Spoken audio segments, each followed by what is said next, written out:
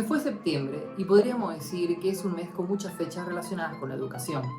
El 11, Día del Maestro, el 17, Día del Profesor, el 21, Día del Estudiante. Pero si de educación hablamos, no podemos no hablar del gran maestro. Y no es Sarmiento. Desde Sin Retorno queremos recordar al verdadero gran pedagogo, y de América, el brasilero Paulo Freire.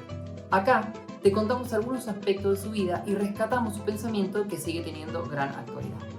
Paulo Regulus Neves Freire nació en Recife, Pernambuco, Brasil, un 19 de septiembre de 1921.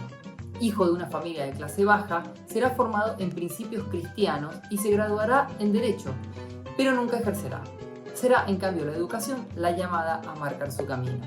Vinculado con movimientos cristianos de base, principalmente de la Teología de la Liberación, se preocupará por la grave situación de analfabetismo del Brasil hacia los años 50, donde casi la mitad de su población no sabía leer ni escribir. En 1962 llevará a cabo su primer plan de alfabetización de personas adultas en el nordeste de Brasil, al interior de Río Grande del Norte, con 300 trabajadoras y trabajadores de la caña, a quienes va a alfabetizar en solo 45 días.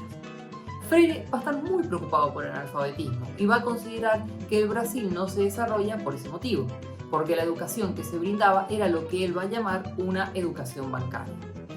Esta era, para él, la representante de una cultura del silencio, cuya base es la escuela tradicional basada en un vínculo entre las y los educadores y las y los educandos, sostenido mediante la dominación y la represión, donde se suponía que el educador lo sabía todo y el educando no sabía nada. La base del pensamiento de Freire era crear un nuevo tipo de vínculo a la educación, que no perpetuara el silencio de los educandos, sino que buscara la construcción colectiva del conocimiento. Y a esta educación la va a llamar la educación dialógica. Por eso decía que enseñar no era transferir conocimiento, sino crear las posibilidades para su producción o creación. La exitosa experiencia de alfabetización de Río Grande lo llevará a asumir en 1963 el cargo de director del Plan Nacional de Alfabetización. Pero al año siguiente, el golpe de Estado contra el presidente João Goulart tirará por tierra el proyecto y Freire será encarcelado, yendo posteriormente a Bolivia, exiliado, en donde un nuevo golpe de Estado lo obliga nuevamente a exiliarse en Chile hasta 1967. ¿Cuál era el pensamiento de Paulo Freire y por qué generaba tanto miedo a los militares de toda la región? Para Freire, la educación es un acto político, una acción capaz de producir la transformación necesaria para liberar a las y los oprimidos. De esta forma, estaba preocupado por las y los trabajadores, para que tomen conciencia mediante la educación de sus derechos sociales y laborales. Propone que para educar hay que tener en cuenta el contexto social, que alfabetizar es mucho más que aprender a juntar sílabas y escribirlas. Educar es un proceso de concientización de la condición de las y los educandos en una determinada sociedad. Para Freire, lo importante era apoderarse de la lectura y la escritura como un arma política, de lucha para los procesos de construcción de ciudadanía y transformación de la realidad. Él pensaba que la educación no debía solo enseñar la posición de los oprimidos en el lugar del capitalismo mundial, sino generar una experiencia que vaya más allá de la mera transmisión de saberes. Es decir, trazar un horizonte hacia donde el sujeto articulara su experiencia existencial con los problemas estructurales que enfrentaba. Não importa que esteja este contexto echado a perder. Una de las tareas del educador es rehacer esto. Podemos decir que la pedagogía de Freire tiene algunos postulados. Primero, que ya conocemos el mundo, porque el conocimiento del mundo precede al conocimiento de la palabra escrita.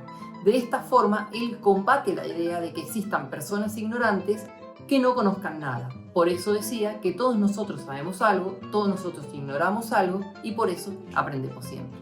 Segundo, el educador debe involucrarse en los procesos históricos de los sectores populares, observando cuáles son sus vocabularios, ya que la estructura de la dominación del lenguaje y la experiencia están alineados. Es decir, la manera de hablar y de pensar el mundo son un reflejo del pensamiento y el lenguaje propio de las sociedades dominantes. Tercero, su propuesta de círculo cultural era una estrategia educativa que no separaba el mundo de la escritura y la lectura del conocimiento del propio mundo cultural. Por eso sostenía que cambiar el lenguaje es parte del proceso de cambiar el mundo. Cuarto, Para él, el educador que no conoce el mundo de sus educandos no puede establecer un vínculo pedagógico con ellos, y mucho menos tratar de cambiar su actitud. Quinto, la educación se conforma como una práctica política cultural para la liberación de las cadenas de la opresión, por lo que no tiene que ver con un mero apoyo técnico en el enseñar, sino con una praxis para conocer el mundo y poder cambiarlo. Él sostenía que la educación no cambia el mundo, pero cambia a las personas que van a cambiar el mundo. Todas sus obras fueron prohibidas por las dictaduras de todo el continente. Queremos resaltar dos de las más importantes: la educación como práctica de la libertad y pedagogía del oprimido.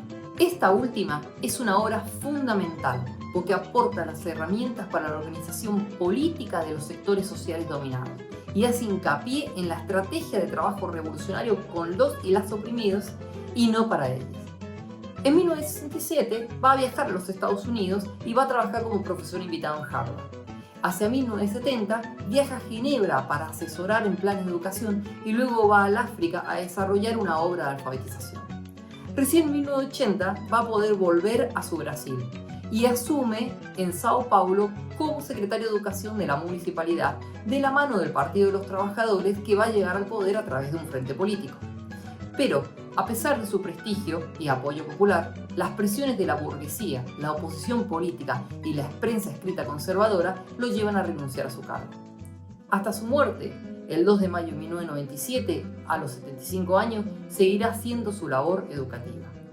Acá rescatamos el pensamiento de este gran hombre que fue Paulo Freire y te dejamos una última frase de él para sostener la esperanza de que todo puede cambiar y que debemos seguir luchando por un mundo con más igualdad. Si hemos sido capaces de cambiar el mundo natural que no hicimos, que ya estaba hecho, si mediante nuestra intervención hemos sido capaces de agregar algo que no existía, ¿cómo no vamos a ser capaces de cambiar el mundo que sí hicimos? El mundo de la cultura, de la política, de la explotación y de las clases sociales.